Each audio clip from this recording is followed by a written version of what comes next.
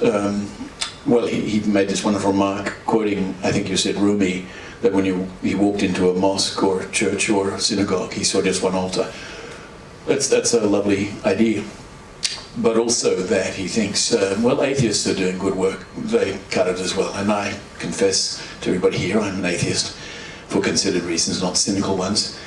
And the first question sprang to my mind in listening to your very interesting remarks about Fethullah, that I thought, where would he stand in relation to three seminal figures of Jewish background, Maimonides, Spinoza and Marx? And not least Marx, who of course famously in his 11th thesis of Neubach said it's all very well to understand the world, the point however is to change it.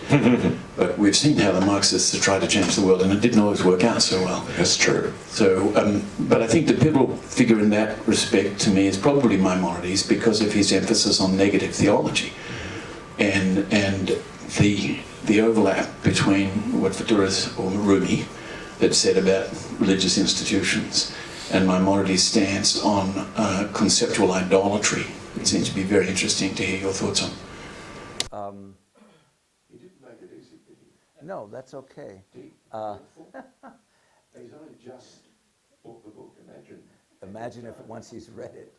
Well, you know, when I think about Maimonides, first of all, I think about someone who spent 12 to 14 hours a day, 6 days a week, tending to patients, and as a sideline, was the greatest Jewish thinker of the medieval period, and who, had he died by the age of 20, still would have been the greatest thinker because of what he'd already written before he got to his major work. So his brilliance and that of Gülen certainly are related to each other. Maimonides, of course, also was a thinker who had synthesized Islamic and Christian with a lot of Jewish thought, and he disagreed with the standard issue rabbinic way of thinking. He was opening up in ways that by that point was not happening as much in the rabbinic leadership that was his contemporary. But he certainly, for him, for Maimonides, God was kind of the apogee of that about which he could think. But then, how do I think about God? What are God's attributes? The impossibility of understanding God, and yet the compulsion to try to understand God. So there is a kind of parallel there as well. And if I fast forward from Maimonides to Spinoza, I fast forward to someone born during the period of the religious wars of the 17th century, in particular the heart of the religious wars, the 30 Years' War. And what does Spinoza come up with as a formulation? He says, you know, the problem is when I use the word God, it's like a personal name and I think I own it.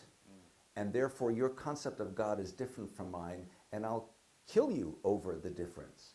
But if instead of God I use the word nature, no one fights over nature. So he gets accused of being an atheist, but he's not. Or he's accused of being he's a panhenotheist, the one God in everything, but the terminology that he uses is nature. Natura naturans, nature naturing, that's the creator. And natura naturata in Latin, nature natured, that's the creation. And that's the terminology. He will say, Deus sive natura, God or nature. And so that's the direction in which he goes, because in his mind, the answer to the problem of interreligious strife is language and the way we grab onto the word God and we make it our own. If instead I use the word nature, it becomes less my personal possession. And he sets a lot of modern thinking as a consequence into place. And Gülen is kind of an heir to that as well. His direction is different from Spinoza's. He's quite comfortable with the word for God, or I should say with the various names for God in Arabic. But the notion of possessing it based on my version of understanding is clearly what he feels is the wrong direction. I have to be comfortable for myself, but I have to be equally comfortable with your version, your understanding being different. Even if you don't believe in God at all, if you're engaged in good works, that's what counts. So I see him very much in various ways in line with these thinkers. I guess I would see him in line with Marx as well, obviously in a very, very different way.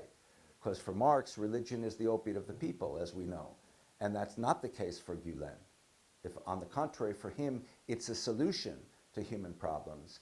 But what they share in common is the idea of action that levels the playing field, not the praying field, the playing field among people. Yes, that was a Freudian, yes, yes.